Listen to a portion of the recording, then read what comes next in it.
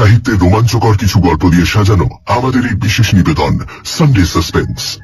আজ আপনার জন্য সুনির্মল বসুর লেখা অলৌকিক আস্তানায়। সুনির্মল বসু জন্ম 1902 সালের 20 জুলাই গিরিডিতে। সত্যেন্দ্রনাথ দত্ত, সুকুমার রায় এবং কুমুদ রঞ্জন মল্লিকের পাশাপাশি অন্যতম শিশু সাহিত্যিক হিসেবে তার স্থান নির্ধারণ করেছে সাহিত্যপ্রেমী বাঙালি। কবিতা, গল্প, নাটক, এমনকি ছবি আঁকাতেও পারদর্শী ছিলেন। অবনীন্দ্রনাথ ঠাকুর প্রতিষ্ঠিত ওরিয়েন্টাল স্কুল অফ আর্টে কিছুদিন আঁকাও শিখিয়েছিলেন। তার লেখা বিখ্যাত কবিতা সবার আমি ছাত্র আমরা স্কুল জীবনে সকলেই পড়েছি। আজকের গল্পটি আমরা নিয়েছি শিশু সাহিত্য সংসদ থেকে প্রকাশিত চন্দনা দত্ত সম্পাদিত চিরকালের সেরা সুনির্মল বসু বইটি থেকে। প্রধান চরিত্রে শ্যামলাল বাবু, ছোটুলাল ও ঝামন। গল্প পাঠে মীর ও সমক। গল্পের সূত্রধার দীপ। শুরু হচ্ছে অলৌকিক আস্তানায়।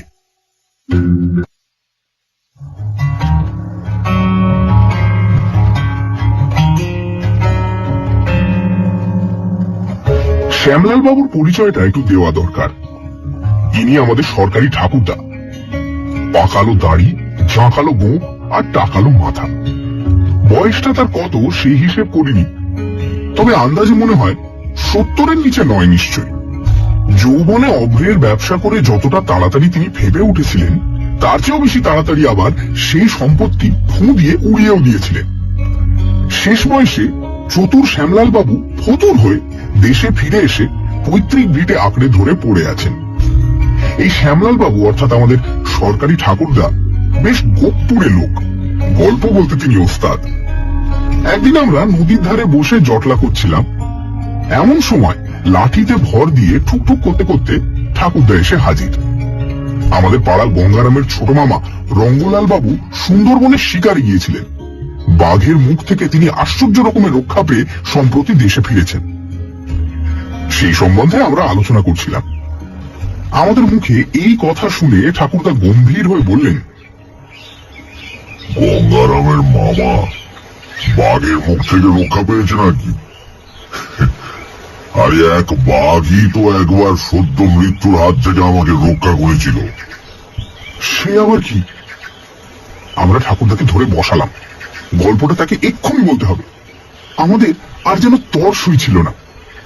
আমাদের পাশে ঘাসের উপর বসে বার কয়েক কেশে গলাটা সাফ করে নিয়ে ঠাকুরদা বলতে আরম্ভ করলেন, হাজারিবাগ জেলায় শহর থেকে অনেক দূরে ঘরঞ্জি নামে ছোট একটা গ্রাম আছে। সেই গ্রামের ধারে একটা পাহাড়ের নিচে আছে একটা ছোট অভ্রের খনি। তো এক সময় সেই খনিটার মালিক ছিলাম আমি। বরাবরই শহরেই থাকতাম। কয়েকজন বিশ্বস্ত কর্মচারী ঘরঞ্জিতে থেকে ওই খনির কাজ চালাতেন। তাদের খরচের জন্য আমি প্রতি সপ্তাহে টাকা পাঠাতাম। আমার নিজের আর সেখানে যাবার বিশেষ কোনো প্রয়োজন ছিল না। এই খনির একটা ইতিহাস আছে। প্রথমে এক মারওয়াড়ি ভদ্রলোক ছিলেন এই খনির মালিক। কিছুদিন কাজ চালাবার পর খনির অবস্থা হয়ে পড়ল অতি শোচনীয়। একবার বর্ষাকালে উপর থেকে মাটি ধসে পড়ে খনির মুখ বন্ধ হয়ে যাওয়ায় কাজকর্ম সব অচল হয়ে গেল। ভদ্রলোক খনির মায়া ছেড়ে চাটি পাটি গুটিয়ে কলকাতায় চলে গেলেন।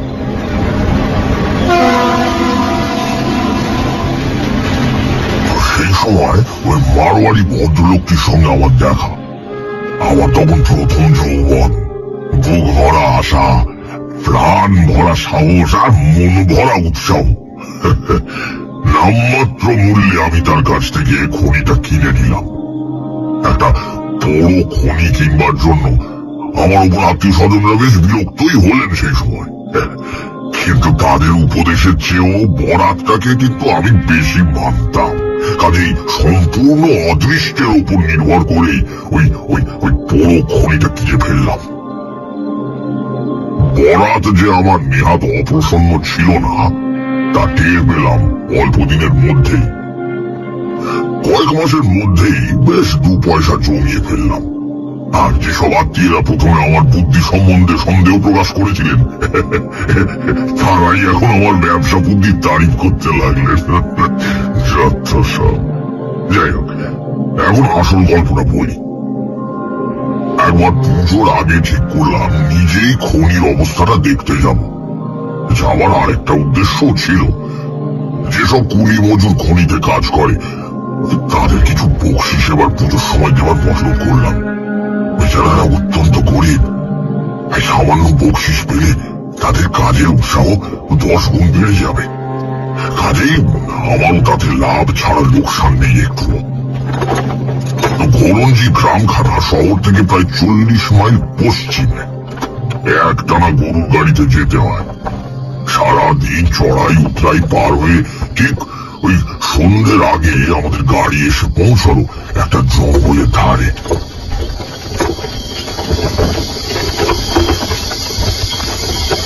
আমার সঙ্গে ছিল ছোট লাল। বললাম, ছোট, যেরকম অবস্থা দেখছি তাতে আজ আর ঘোরঞ্জি পৌঁছবার কোনো আশা ভরসা নেই রে। অন্ধকার রাত ঘনিয়ে আসছে, আর আশেপাশে যেরকম বিশ্রী জঙ্গল, আর এগিয়ে কাজ নেই। কোনো গাছতলাতেই আজকের মতো আশ্রয় নেওয়া যাক। কাল খুব ভোরেই আবার রওনা হওয়া যাবে। আমার কথার উত্তর দিল গাড়োয়ান ঝমন। সে হিন্দুস্তানি হলেও বেশ বাংলা বলতে জানে। বলল, বাবু, এই জায়গাটা বিশেষ সুবিধা নয়, আমাদের আরেকটু এগিয়ে যাওয়া দরকার। বললাম, কেন যেমন বাঘের ভয় করছে বুঝি? না বাবু, বাঘ নয়, বাঘের চেয়েও ভয়ঙ্কর জিনিসের হাতে আমরা করতে পারি। প্রসিদ্ধ ডাকাত ওপি আর চেলা চামুন্ডারা এই পথে ঘোরাফেরা করে। জামনের কথা শুনে বুকটা ঝাঁট করে উঠল। ওপিয়ার নাম আমিও শুনেছি। তাকে ধরার জন্য গভর্নমেন্ট থেকে অনেক টাকা পুরস্কার ঘোষণা করা হয়েছে। আমার সঙ্গে অনেক টাকা পয়সা, খালি ভয় পাওয়ারই কথা। বললাম, তবে তো মুশকিলের কথা দেখছি। আর খানিকটা পথে এগিয়ে গেলেও যে বিপদ কাটবে তা তো মনে হচ্ছে না। বরং আরো বেশি জঙ্গলের মধ্যে ঢুকে পড়লে আরো ভয়ের কথা হয়ে পড়বে। মুশকিল। কাছে যে কোনো গ্রাম আছে তাও তো মনে হয় না। জামান বলল, আর আজ রোজ পথ যেতে পারলে আমরা শের মহারাজের রাস্তায় এসে পড়বো বাবু, তখন আর ভয় থাকবে না। শের মহারাজ আবার কি? ও, শের মহারাজ নামে কোনো জমিদার বুঝি সেখানে বাস করেন? জমিদার নয়, শের মহারাজ এক বাঘের নাম। আরে বলি কি সর্বনাশের কথা! যেমন কি তবে আমার সঙ্গে রসিকতা জুড়ে দিয়েছে নাকি? হ্যাঁ, গরু কুচকে বললাম, তার মানে ডাকাতের চেয়ে বাঘকে বেশি নিরাপদ মনে করছো নাকি তুমি? সমান বলল, বাবু, শের মহারাজ যে সে বাঘ নয়, এক সাধু বাঘের বেশ ধরে ওই জায়গায় বাস করে। বড় জবরদস্ত বাঘ। জায়গাটার নাম হচ্ছে শের মহারাজের আস্তানা। ওখানে গিয়ে তার শরণ নিলে কেউ কোনো বিপদে পড়ে না। সর্দার ছোটুলাল এইবার কথা বলল। হ্যাঁ হ্যাঁ, জামনের কথা একদম ঠিক। শের মহারাজের আস্তানার কথা আমি অনেক আগেই শুনেছি, তবে জায়গাটা যে এইখানে তা আমার জানা ছিল না। ওখানে গিয়ে শুধু একবার বলতে হয়, জয় জয় শের মহারাজের জয়, তাহলে আর কোনো বিপদের ভয় থাকে না।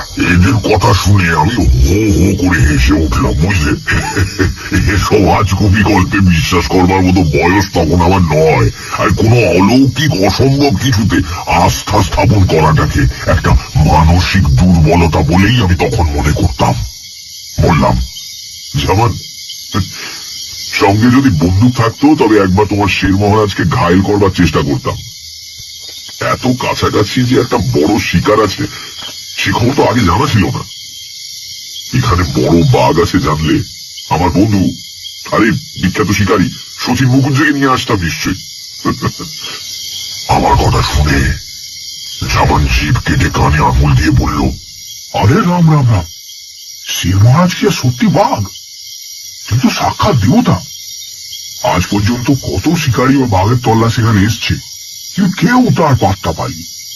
মধ্যে মধ্যে শুধু গর্জন শোনা যায়। কিন্তু দর্শন পাওয়া যার তার ভাগ্যে ঘটে না। গভীর জঙ্গল, চারিধারে নিবিড় অন্ধকার, মাঝে মাঝে দুই একটি পাখির ডানা ঝটপটানির আওয়াজ ছাড়া আর কোনো শব্দই নেই। একটা ঝাঁকড়া বট গাছের নিচে গাড়ি থামিয়ে ঝামান আর ছোটলাল গদগদ স্বরে 3 বার চেঁচিয়ে উঠল, জয় শের মহারাজের জয়, জয় শের মহারাজের জয়, জয় শের মহারাজের জয়। সঙ্গে সঙ্গে মনে হলো যেন দূরে, অতি দূরে সেই ঘন অন্ধকার বনের মধ্যে থেকে কে যেন গম্ভীর গলায় গর্জন করে উঠল। প্রাণটা কেঁপে উঠল, বুকটা ছেঁত করে উঠল। শেষকালে কি শের মহারাজের পেটে যেতে হবে নাকি? বললাম, ঝামান, শের মহারাজ তোমাদের সাধু হোক আর দেবতা হোক, আমার এখন আত্মরক্ষার উপায় করা দরকার। এখানে রাত কাটাতে হলে আগুনের ব্যবস্থা করো। তাড়াতাড়ি তাড়াতাড়ি শুকনো গাছপালা এনে আগুনের কুণ্ড তৈরি করে রাখো। আরে একমাত্র আগুনকেই বাঘ ভয় করে, দড়িয়ে দেখছো কি চাও না? সঙ্গে লণ্ঠন ছিল, সেটাকে জ্বালিয়ে হাতের কাছে রাখলাম। একটা টর্চ এনেছিলাম, সেটাও সাবধানে রেখে দিলাম বালিশের তলায়। আমার মন রাখবার জন্য সর্দার ছোটুলাল কিছু দূরে একটা অগ্নিকুণ্ডও তৈরি করলো। জামান কিন্তু বলল, এসবের কোনো দরকার নেই। শের মহারাজের স্মরণ নিলে আর ভয়ের কোনো কারণ থাকতে পারে না। ছোটু আমায় অভয় দিয়ে বলল, আপনি নিশ্চিন্তে ঘুমান বাবু, আমি আর ঝামন রাত জেগে পাহারা দেব, কোনো ভয় নেই।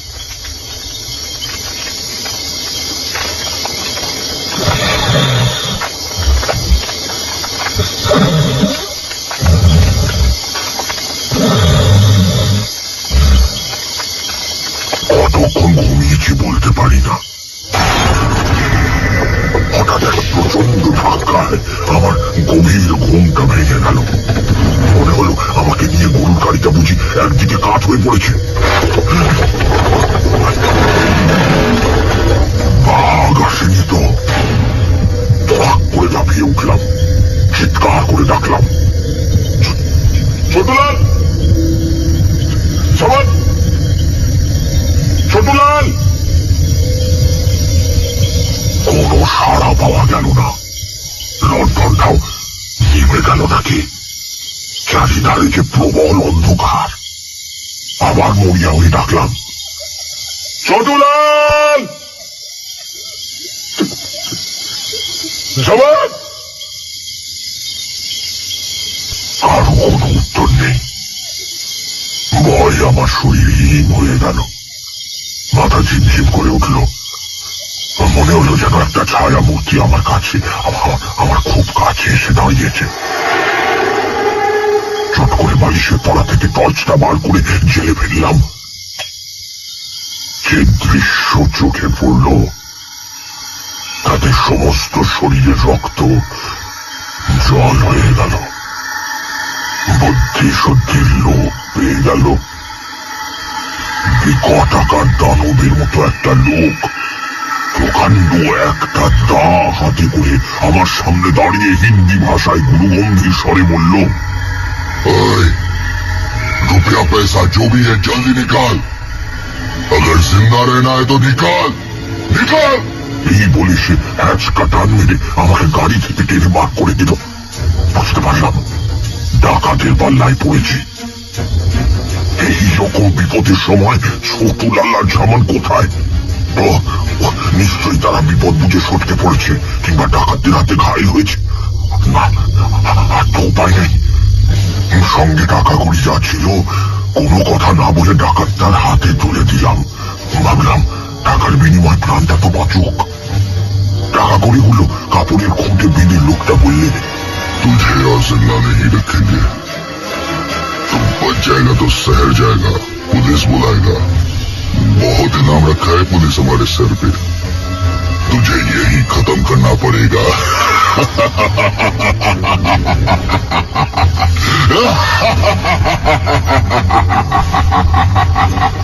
বলতে বলতে সেই দুর্দান্ত ডাকাতটা দু হাতে করে সেই প্রকাণ্ড দাখানা আমার গলায় কোপ বসাবার উদ্দেশ্যে সবেগে উপরে তুলল।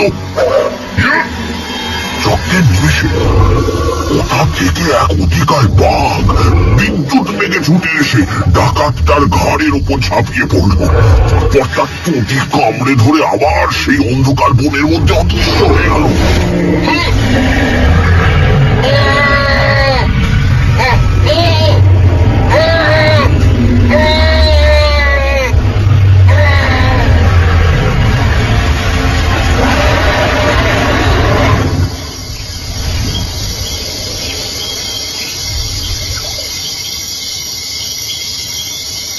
এই ঘটনার প্রায় আধ ঘন্টা পরে ছোটুলাল আর জামান এসে হাজির। আমার সঙ্গে তামাক ফুরিয়ে যাওয়ায় তারা আমার লণ্ঠনটা নিয়ে কাছে কোনো গ্রাম আছে কিনা সেই খোঁজে গিয়েছিল। আমার মুখে সমস্ত বৃত্তান্ত শুনে জামান বলল, বাবু, আপনাকে তো বলেইছিলাম শের মহারাজের আস্তানায় কোনো ভয় নেই। এটা বিশ্বাস করি বলেই আপনাকে একলা ফেলে আমরা তামাকের খুঁজে যেতে পেরেছিলাম। ছোটুলাল বলল, আমরা ডাকাতের হাত থেকে বাঁচবো বলে শের মহারাজ ঠিক সেই সময় আমাদের তামাকে নেশা ধরিয়ে এখান থেকে কৌশলে সরিয়ে দিয়েছিল। জয় শের মহারাজের জয়, জয় শের মহারাজের জয়। আমি আর থাকতে পারলাম না। হাত জোর করে আকুল কণ্ঠে বলে উঠলাম, জয় জয় শের মহারাজের জয়, জয় শের মহারাজের জয়। আমার সঙ্গে ছোটুলাল আর জামানও যোগ দিল। জয় শের মহারাজের জয়, জয় শের মহারাজের জয়, জয় শের মহারাজের জয়। আর অন্ধকার বন ভেদ করে অতি দূর থেকে একটা গম্ভীর আওয়াজ আমাদের কানে এসে পৌঁছল।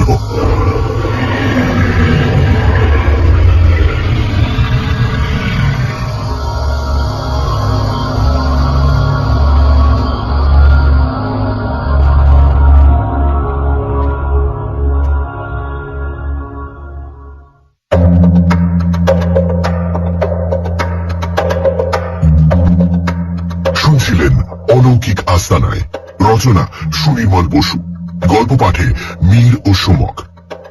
শ্যামলাল বাবু চরিত্রে মীর, ঝামন সোমক, ছোটুলাল অগ্নি, ডাকাত পপিয়ার চরিত্রে রিচার্ড। আপনাকে একলা ফেলে আমরা তামাকের খুঁজে যেতে পেরেছিলাম। ছোটুলাল বলল, আমরা ডাকাতের হাত থেকে বাঁচবো বলে শের মহারাজ ঠিক সেই সময় আমাদের তামাকে নেশা ধরিয়ে এখান থেকে কৌশলে সরিয়ে দিয়েছিল। জয় শের মহারাজের জয়, জয় শের মহারাজের জয়। আমি আর থাকতে পারলাম না। হাত জোর করে আকুল কণ্ঠে বলে উঠলাম, জয় জয় শের মহারাজের জয়, জয় শের মহারাজের জয়।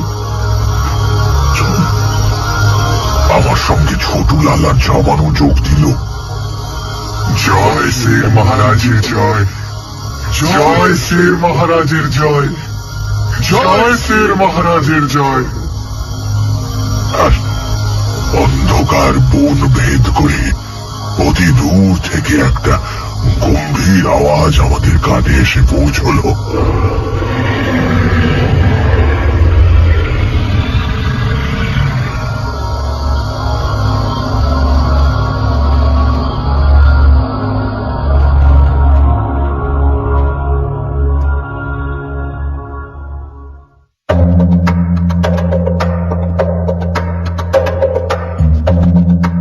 শুনছিলেন অলৌকিক আস্তানায়, রচনা সুনির্মল বসু, গল্প পাঠে মীর ও সোমক।